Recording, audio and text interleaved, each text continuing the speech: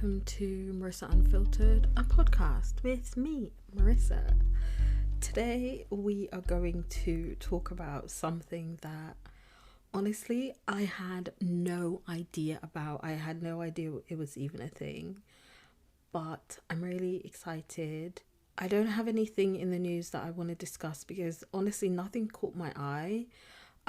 So I was gonna do a mental health check-in instead, and honestly, I just I don't know what to say because I'm fine. Just in general, I'm fine. The weather's been incredibly indecisive and it's really pissing me off. It's getting on my nerves. I don't understand why we're in April and we're not getting consistent sunshine. Like, fair enough, we can't have both, like good sunshine and decent temperature, but it's freezing. Like, I'm literally wearing like 3 layers, including a long sleeve top and 2 dressing gowns, and I'm still really cold. And it's currently raining, so hopefully you can't hear the rain, but it's kind of getting on my nerves a little bit. It's pissing me off, and I need whoever's controlling the weather machine, I need them to get it the fuck together. Thank you very much. Anyways, that's enough for the mental health portion of the show. Without further ado, no, I was actually gonna do like a proper mental health check-in, but I'm okay. I'm looking forward to stuff that's going to be happening hopefully this month. I'm looking forward to just like being more consistent with the things that I want to do creatively. Since the weather has been not as cold as it was in the winter, and also since the days are getting longer, it's really inspiring me to be more creative. And also it's around the time now where I can start growing stuff in my garden again. So I'm like thinking about what I want to plant in my garden and all of that stuff. So I'm actually doing really well, and hopefully it continues. I did have a story that I was going to talk about. I literally just saw this. I'm looking at it as I speak because I just mentioned my garden. And I actually really enjoy growing stuff in my garden. I find it really fulfilling. I find it therapeutic, and I want to do it on a larger scale. And my sister just sent me this, it's a tweet basically, but I think there's also a TikTok video of this lady in the UK who's been using her allotment to feed people in her neighborhood who have been struggling. So whatever she's been growing in her allotment, she's been sharing with her neighbors and people who are struggling in her community. And some rat fucking bastard decided to salt the land to stop her from growing anything. Number one, just like on its own, that is a shitty thing to do. But in the cost of living crisis that we're currently in, which isn't really a crisis, it's more so just like greed on a large scale. But in that environment that we're in currently, for somebody to do something so disgusting, it actually made me so sick. And she's literally in the TikTok video, the woman is literally like in tears, and I can imagine because the amount of time and effort that goes into growing a garden, to like growing produce, is so extensive, and you put so much like energy. For me, I put like mental and physical energy into it, and for someone to just like ruin all of that, it's so disgusting. And I hope they catch whoever it is that did that, because like it's not even like, and the comments are like, oh, this is not a prank, blah blah blah. To even think it's a prank, like why would someone do that as a prank, number one? But number two, like that's just like evil. That is, whoever did that is evil, and I hope they get caught. And I hope that, you know what, I hope they get flogged. I hope a mob with pitchforks and torches go after them, because like, how can you do that? Someone who's doing something so good and you're just gonna like ruin it by just yeah. That actually really pissed me off. It's called A Meal on Me with Love, which is so nice. Oh my god. And then you read it and it gets even worse. So her name's Carly and she has multiple sclerosis and lupus. And the other thing is, I find joy in planting stuff in my garden because of my chronic health conditions. Like, it was one of the things that actually helped me get through a really dark point in my life, like when I was really unwell.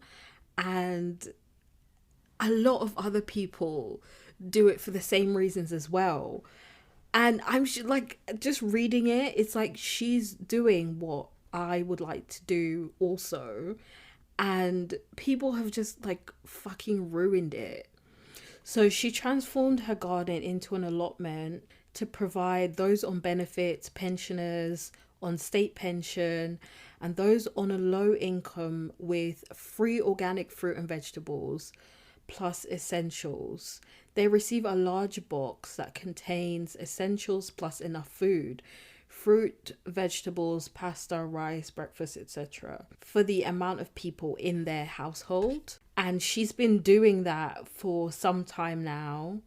She made the planters herself, and like, this has really pissed me off. Like, it actually really pissed me off, and someone ruined it. I'm so pissed. I'm gonna share the GoFundMe and you can read about it yourself. But yeah, I would love to do something like this one day. Like, I've had the idea to do something like this for a long time now. And so this like really pisses me off in a different way, because I know that it's coming from a good place, because it's something that I've also considered doing from a purely charitable perspective. And I know how much work it could go into creating something like that, and someone's just ruined it.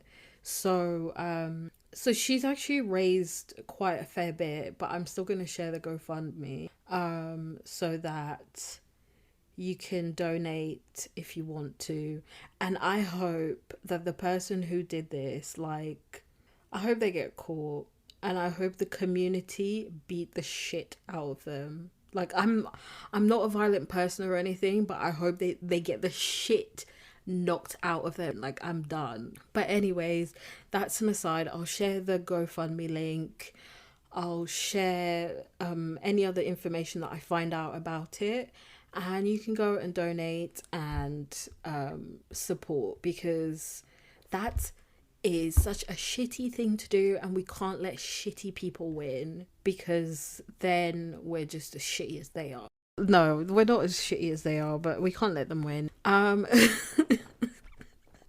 didn't want to have like such an intense start, but especially given the subject matter that we're going to talk about. But hey ho, this is a content warning before I go into the main story. Content warning or trigger warning, there's going to be discussions of suicide and descriptions of a medical procedure that some people may find disturbing. I definitely found it a little bit disturbing while I was doing my research, so please, this is not the story for you if any of those things are sensitive topics for you. And now for the main story. What's your eyesight like? Do you wear glasses or contact lenses? If you do, has anyone ever asked you what you do in an apocalypse situation? I myself wear glasses and occasionally contacts depending on the situation, and I've been asked that question several times. This isn't relevant at all to the story, but my answer is always that I'll just fall down and die, because what business do I have surviving an apocalypse anyways? Like, if the time comes and that happens, then it was just my time to go. Is my name Joel? Is my name Ellie? No, it's not. If you have poor eyesight and find wearing glasses or contact lenses a hindrance when doing any kind of physical activity, you may have considered laser eye surgery or LASIK as it's more commonly known. Even I've considered it at one point or another due to the sheer annoyance of having to contend with glasses when driving at night or dealing with dry eyes when I'm wearing contacts for too long. I've even been thinking about getting LASIK recently. I do need glasses to see things that are further away, but my eyesight in general isn't that bad. I generally only need glasses or contact lenses when I'm driving, or if I'm like traveling somewhere and I need to be able to read like street signs, or on the tube when I need to read the signs to figure out where I'm going. But in general, I don't wear glasses on my day-to-day. But I have still been thinking about getting LASIK because I just find first of all, Specsavers has me in a chokehold and I've had enough of them. Their customer service is piss poor, and I would like to not have to deal with having to pay a subscription for contact lenses, or to like constantly get my eyes tests and having to pay for all of that kind of stuff. So I've been thinking about it. A few people I follow online have had it done, so it came up again. It keeps coming up. But while I was doing my Googles, I kept seeing articles about people ending their lives due to the pain they experienced after the procedure. LASIK has been referenced a lot in pop culture. There's that one episode of The Simpsons where Homer got LASIK and he didn't follow the aftercare instructions, so his eyes crusted over. I remember that I was a kid when that episode first aired. I don't know exactly what season, but there's a clip on YouTube, and from time to time, even though I find the noise that it makes, like when his eyes crossed over, I find the noise really like, ugh. But I still watch that clip from time to time for some reason because I just think it's really funny. But not only Homer Simpson, other celebrities, a lot of celebrities have gotten it done, and they, talk about their journey on social media. And one of the main sticking points is that it's a really quick and easy surgery to do, and the recovery is fairly simple. So it seems. It's arguably a very common procedure, but the risks aren't talked about enough for my liking. There are a few cases I will talk about, but before we get there, let's talk about what LASIK actually is. Now, we're going to get in this next part, we're going to get into like the description of what the surgery is and some of the complications. The first thing to note is that there are several variations of laser refractive surgery, LASIK being the most commonly known and the most commonly performed. LASIK stands for Laser Assisted In Situ Keratomyosis.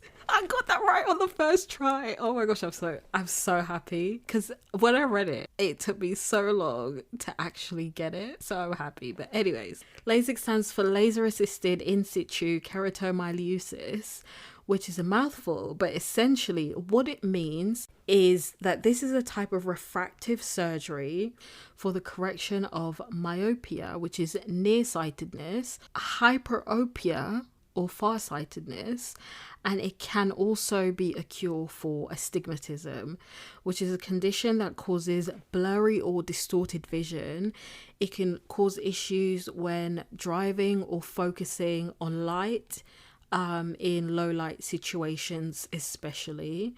And if you Google astigmatism, there's images of comparisons of people with and without astigmatism. It's incredibly interesting, the difference.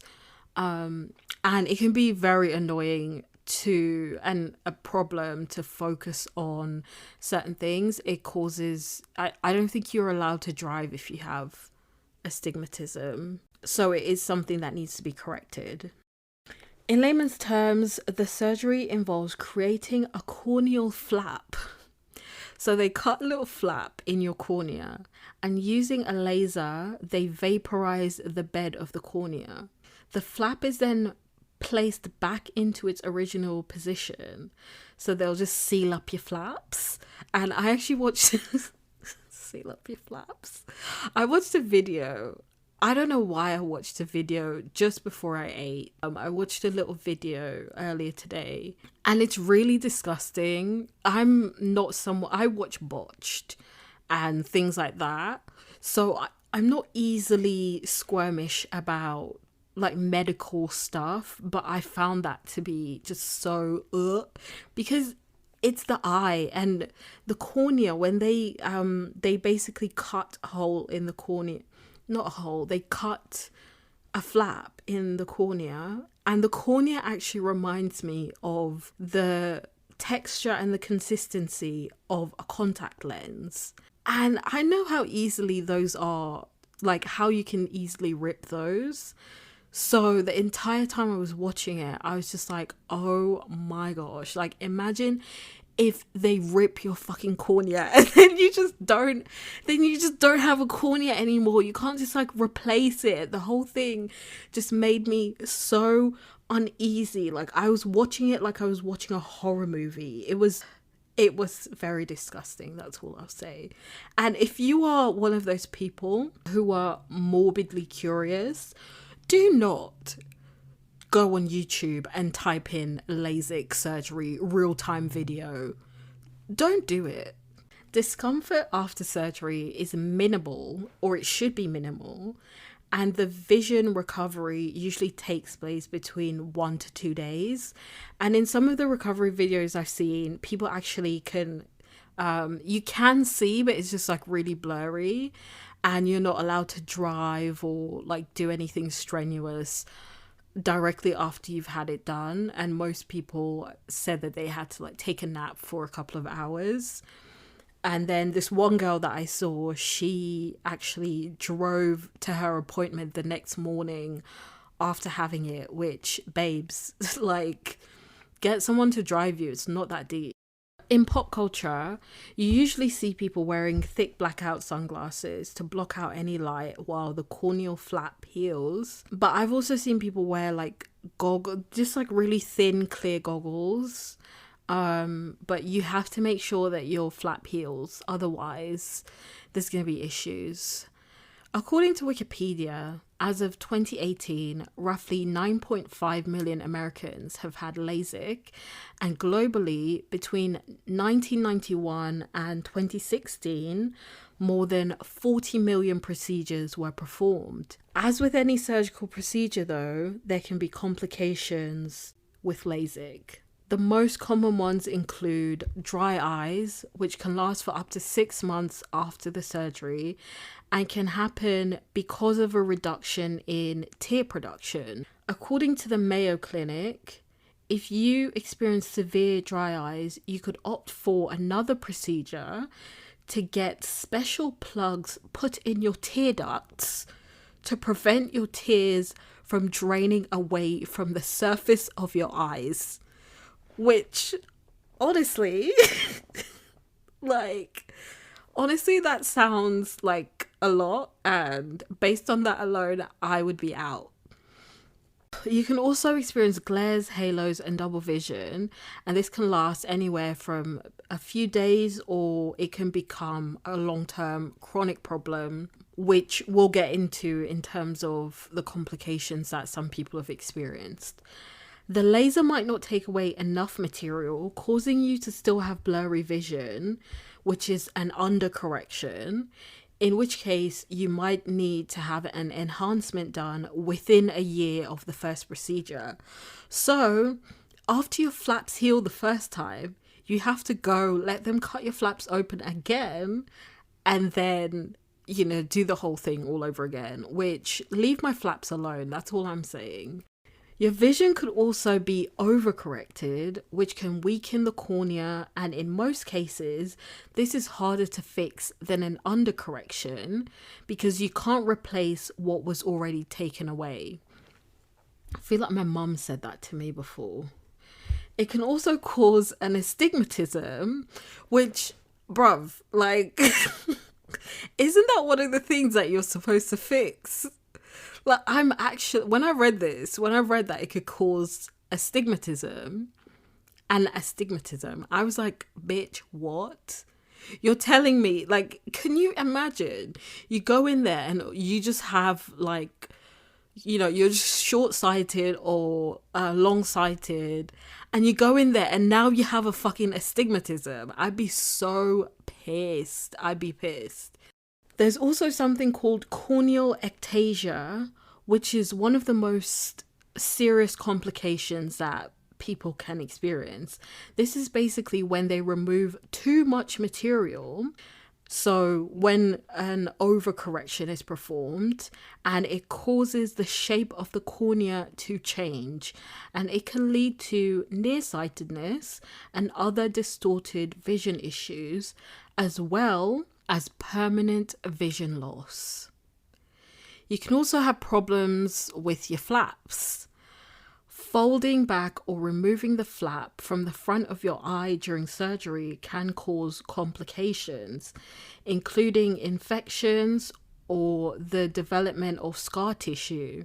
Also, the outermost corneal tissue layer, the epithelium, may grow abnormally underneath the flap during the healing process.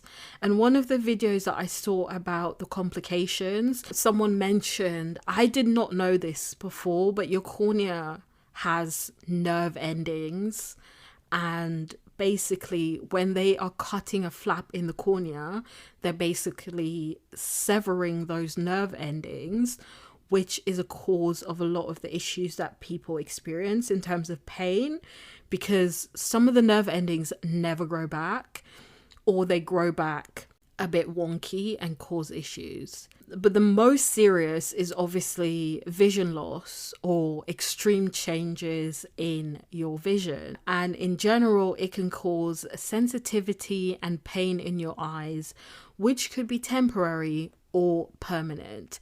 And there's no way of knowing until you fully healed and you're not taking any pain medication anymore, so that you can actually notice whether you're in pain or not. Now that we have a better understanding of the process itself, as well as the complications, let's talk about the cases where this procedure led to people ending their lives. I won't include names of some of the victims who actually ended their lives, because I don't think it's necessary. They should be able to just to rest in peace. They did not actually. There are names that I will mention later on, but those are people who are alive and they've been speaking on social media about their condition and the issues that they face. And I'm more comfortable with speaking about them because you can go and see for yourself what they've said. Whereas the victims, the people who have ended their lives, they've experienced enough pain, and I don't want to add to that in any way. So the first story takes place in December of 2018 in Detroit, where a well-known and well-loved meteorologist died by suicide, leaving behind a husband and 2 children. She had underwent laser eye surgery a mere 2 months earlier in October and detailed her recovery on social media, specifically about how she struggled with how slow the recovery process was and having experienced side effects such as dry eye. And to some people, that might sound like one of the more, one of the less serious complications, but dry eye can be extremely painful. In this case, though no official causes were reported, the connections were made between the timing of when she had her surgery in October and then the timing of her suicide a mere 2 months later in December of the same year. In other cases, we go to a Daily Mail article for our source, and honestly, I don't support the Daily Mail. I think they're a garbage heap. But this was one of the few places that I could find people actually talking about this surgery. It was honestly, there wasn't a lot of information out there. So I hate the Daily Mail, but we're going to use them in this case. One of the victims mentioned in the Daily Mail article committed suicide at 28 years old after living with what he described as excruciating pain for 6.5 years. The note he left behind read, "If I cannot get my eyes fixed, I'm going to kill myself. I just cannot accept the fact that I'm supposed to live like this.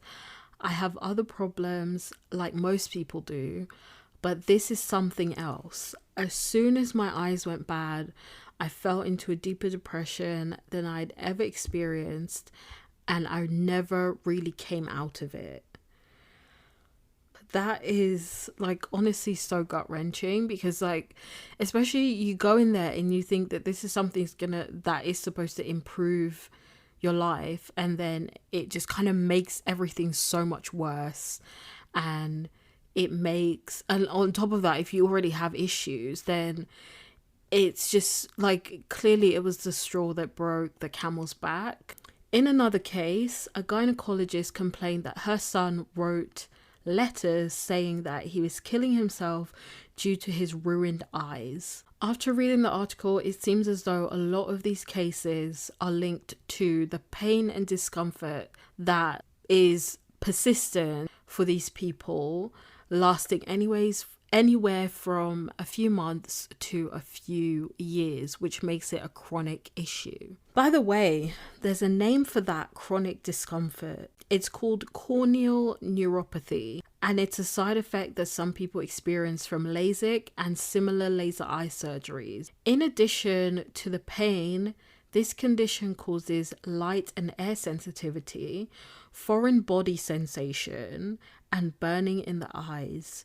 And basically, again, I couldn't really find a lot of information about what corneal neuropathy was, but it's basically what I was saying about the nerve endings in the cornea. When they grow back, they may not grow back in the same way as before. They may grow back wonky, which causes a lot of issues. It all sounds really fucking painful. LASIK Complications is an advocacy group which is dedicated to two of the people featured in the Daily Mail article. And I'll leave links in the show notes so that you can read for yourself and you can read about, they name the people, but I just don't think that that's necessary in this case. But you can read on about, there's loads of information, so I'll leave the links. But they're an advocacy group which is dedicated to two of the people featured in the Daily Mail article who died by suicide after undergoing the laser eye surgery. The site claims that as many as 17 people that they knew of have taken their lives due to the complications of the surgery.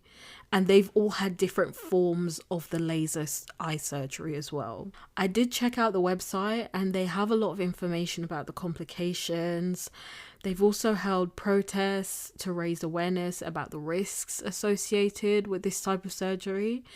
Apparently there was also a Dutch documentary about this, but I couldn't find any links to it or links to one that was in English or had English subtitles. So I wasn't able to look at the documentary at all. Unfortunately, a lot of the information on the website as well is at least 5 years old. So I couldn't find any recent cases or case studies that were linked. In some of the cases I mentioned so far, the victims' families claimed that their suicides happened as a result of the chronic pain they felt after surgery. I also explained that with some of the complications, you have to wait before you're able to get them fixed. Plus the revision surgeries themselves, as well as any medications that you might need, such as pain medications. I've seen cases where people also need anti-anxiety and antidepressant medication because of just like the stress of all of the complications, that all costs money. This leaves people in a situation where they are in excruciating pain with very few options on how to go about fixing it. And even if they can get a revision done, there's no guarantee that it would actually fix the issue. This also doesn't take into account the issue of bad doctors who are negligent or just in it for the money. And I say that because for every video that I saw like on YouTube about the complications, there were at least 10 videos of people who were talking about their experience, their positive experience, and how, you know, easy and quick and wonderful that it was that they had it done.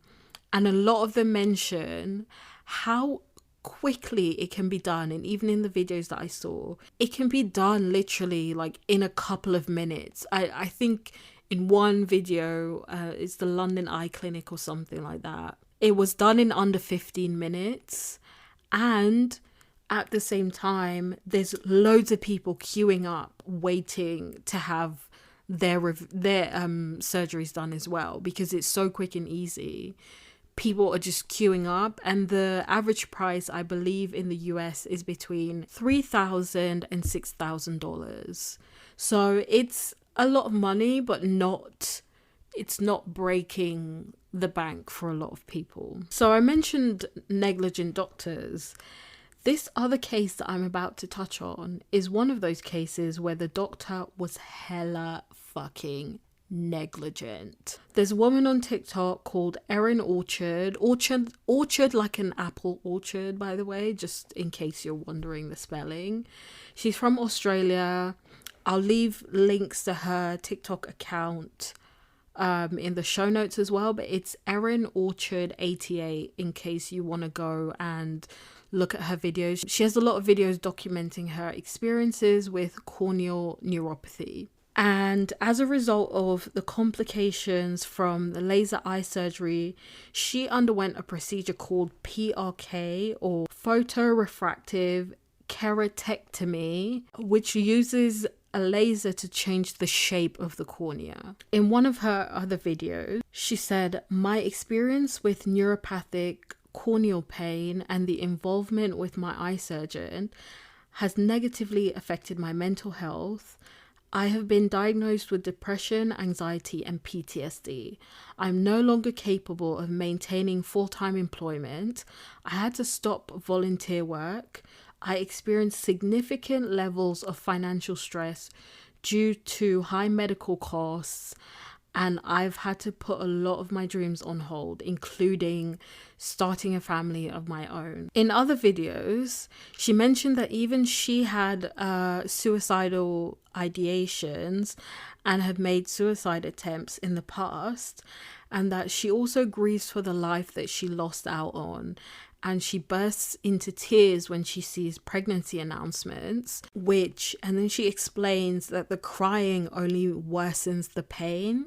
And that is just like, it's so awful, because a lot of times crying can actually be really cathartic, and it helps to like release tension and pain at times, or relieve pain. And she isn't even able to do that without experiencing pain because it's all in her eyes. She also said that her surgeon encouraged her to drink alcohol before the procedure to calm her down.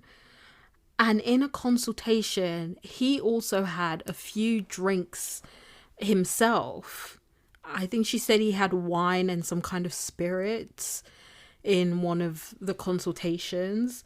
Before the procedure, she felt anxious, but they carried on, and during the procedure she wanted to stop, but they didn't. Which I understand why they don't want to stop like mid-procedure, because after I've watched the video, I see they cut the flap, they cut both flaps, and then they kind of, in the one video I saw, they do something else and then they come back, they leave it for a bit, they come back, and then they do the stuff with the laser where they take away the material, and then they seal the flap. again. Like, they put some eye drops in, and then they put the flap back in place. So I understand once it's cut why they wouldn't be able to stop at that point. And also, I've seen Final Destination. That was one of the things that put me off getting this fucking procedure done, because I saw that Final Destination where they were doing the laser thing. Anyways, I won't go into it, but yes. So I understand why when they were in the middle of the procedure and she wanted to stop and they were unable to. But that does not excuse everything leading up to that. Like, if she's nervous before the procedure, you don't tell her to have a couple drinks. You prescribe her anti-anxiety medication. You don't tell her to go knock back a few drinks. That is so insane to me. This doctor seems incredibly negligent, and it's hard to say whether his negligence increased her risk of complications. But either way, it doesn't matter. It doesn't take away from her experiences, and it does not matter because the doctor is still negligent as fuck. And there are other people who did not have negligent doctors who have also experienced complications. And just before we move on, because there's another story that I'm going to talk about, just before we move on, I watched a few of her TikTok videos, and some of the fucking comments really pissed me off, because how are you, like, there were just a lot of people blaming her, like, oh, if your doctor was negligent, why didn't you, like, stop?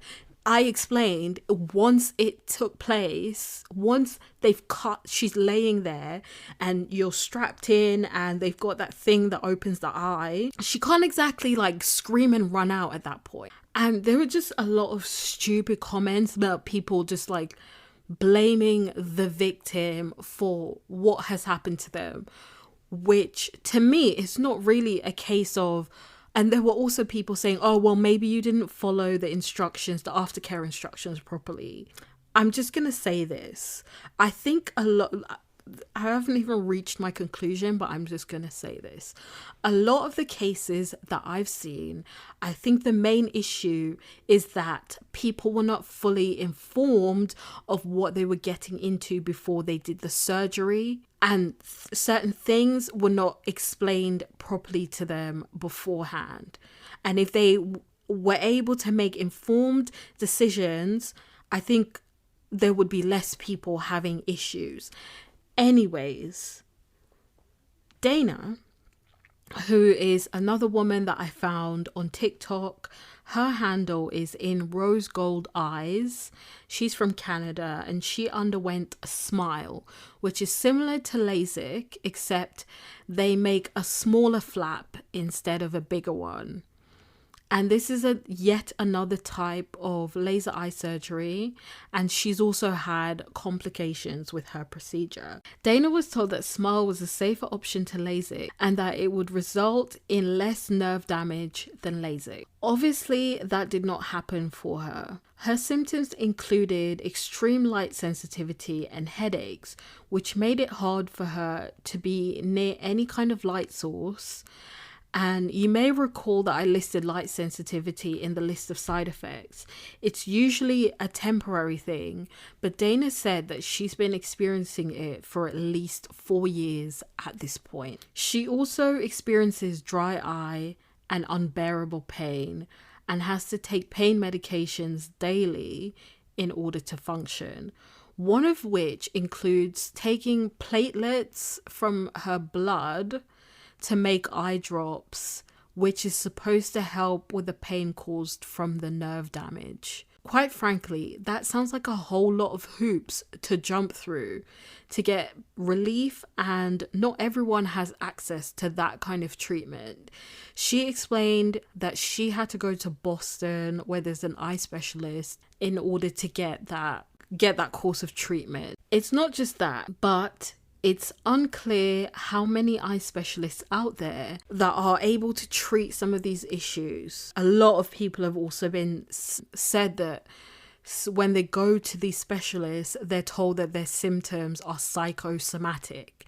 I recommend having a look at both of these women's TikToks to get a better idea of how the complications affect them.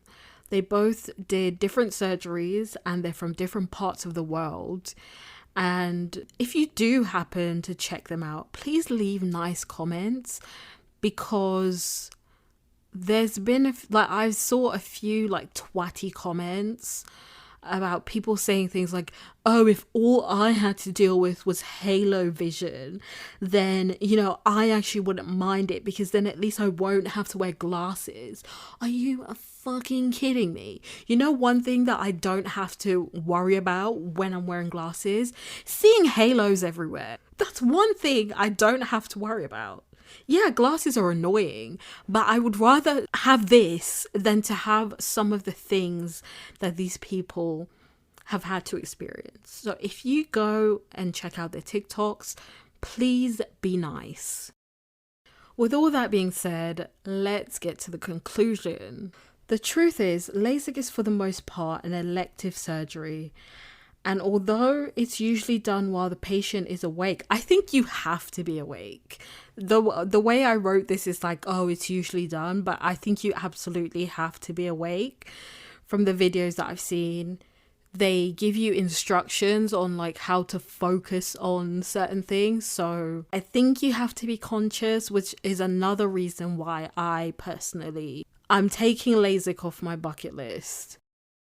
The truth is, LASIK for the most part is an elective surgery, and although it's done while the patient is awake, it is an invasive surgery, and there are many risks involved. From an awareness perspective, I think that there's not enough information available to people who are considering getting it done. Yes, people should do their research before doing something that can change their lives so drastically, but in researching this topic, I had to get fairly specific in my search terms on Google and YouTube in order to find certain information.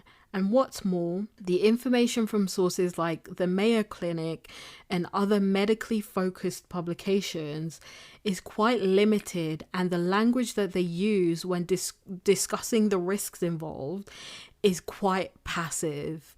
Too passive, given the fact that people have killed themselves over the complications like we talked about. Not enough information is out there, that's for sure. With all things considered, it does seem like a situation where you have to question whether the reward is worth the risk. As someone with less than perfect eyesight like myself, I know how burdensome it can be to have to rely on contact lenses or glasses in order to see. My vision isn't terrible by any means, so I can only imagine how people with worse eyesight must feel. It does beg the question though, if you knew that the risks included blindness or unbearable chronic pain which can lead to suicidal ideation, would you still do it?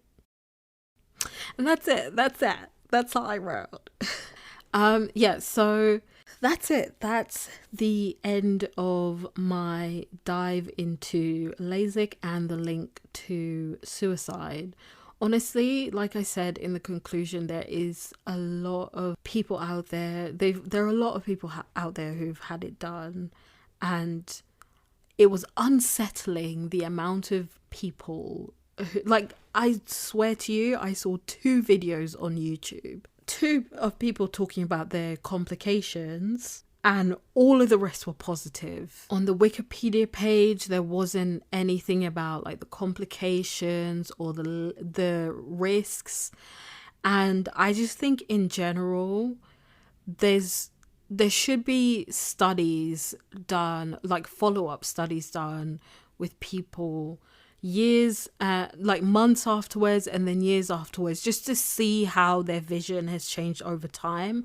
I also don't think there's any way that's like recording the long-term impact of LASIK. Also, one of the things that I learned literally after I wrote my essay was that if you have any conditions such as dry eye, there are certain things that make you a good candidate for LASIK, and the surgeons won't always tell you whether or not you should get it done based on what your vision is and the health and the state of your eyes. So one of the guys who had like a really bad experience with it and was left tens of thousands of dollars out of pocket because of the complications, he had dry eyes before he had the procedure done, and so that would make you not a good candidate for LASIK. I didn't really see that listed anywhere, like to say, oh, if you have XYZ then you shouldn't get this done.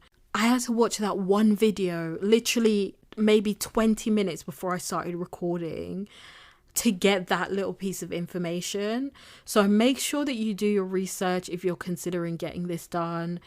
Make sure that you get a second, third, fourth opinion. Read the reviews. Make sure that your surgeon is registered with whatever the optical registry board is wherever you live. And honestly, like, my conclusion is that the question that I asked at the end was, would you still do it? I wouldn't. I would not. Just by watching the video alone or them doing it, I wouldn't do it. You'd have a hard time to convince me to do it. Oh, and one more thing. I am going to have to put this somewhere before we end. The topics we discussed this week included a lot of heavy things. We talked about suicide and suicidal ideation. So if you or someone that you know is struggling with suicide, I will leave links in the show notes as well to organizations that you can reach out to. The main one that comes to mind is Samaritans, but I will do a bit of Googling and find a couple of other ones as well. I hope that you take care of yourself. I hope that you are patient with yourself this week if you're having a tough week. Drink water, go outside, get some fresh air. I'm a bit of a hypocrite because I'm not very good at doing those things myself. But yeah, take care of yourself, be kind and gentle with yourself. And before we wrap up for the week, let's look at something positive that I found in the news. This is from the Good News Network, and I'll leave their links in the show notes as well. Did you know that there was a retirement village for cats in the UK? Well, yes, there is. Shropshire Cat Rescue in Shrewsbury in the West Midlands takes in homeless, stray, abandoned and unwanted cats and kittens and organises veterinary care for feral cats in the area. It's so cute. The story is so adorable. I was just like grinning when I was reading. The cats enjoy the cushy life with volunteers taking time to look after them and even getting local kids to read to them once a month. That's so funny. The cats live in a gated community. Some of this I'm reading for the first time today because I literally found this story like not too long before I hit record. So the cats live in a gated community in a series of mini cottages surrounded by well-kept gardens. Each cottage contains a bed, a cat bed obviously, a litter tray, food and drink bowls, and various toys for up to 2 cats. So the cats could be like a couple and they can have a house to themselves. That is so cute. That is adorable. According to the centre's vet, the shelter was intended to create an area for cats who were too elderly or had ongoing medical conditions that needed regular treatment and monitoring to live out their days in comfort. It also opened its doors for people who had elderly cats and were going into a nursing home and couldn't take them with them. It gives a different option and eases a stressful, upsetting time by finding somewhere for the cats to go and live out their final days. They are sometimes able to rehome some of the cats, but for the most part, that the retirement home is where most of the cats will live out their days. And that store, oh my gosh, first of all, the houses are so fucking cute. They're little like they're little sheds, like a shed that you can get from like Argos or something, but for a cat. And some of them have bay windows, some of them have chimneys, and it's just like, I saw one of them in the pictures, it had like double French doors, like opening out to the outside. It's just the whole thing was just so adorable. And they do accept volunteers, so I'll leave that information in the show notes. But yeah, I just thought that story was really adorable, and I wanted to share that with you. So there you go. There you have it, ladies and gentlethems. I hope you learned something new this week. If you're still with me, don't forget to rate and review the pod on whichever platform you're listening on. Hopefully by next week, I'll have like social media platforms and stuff for you to follow. I'm working on that right now. I hope you have a great week, and join me again next week when I'll be talking about something completely different that piqued my interest. Bye.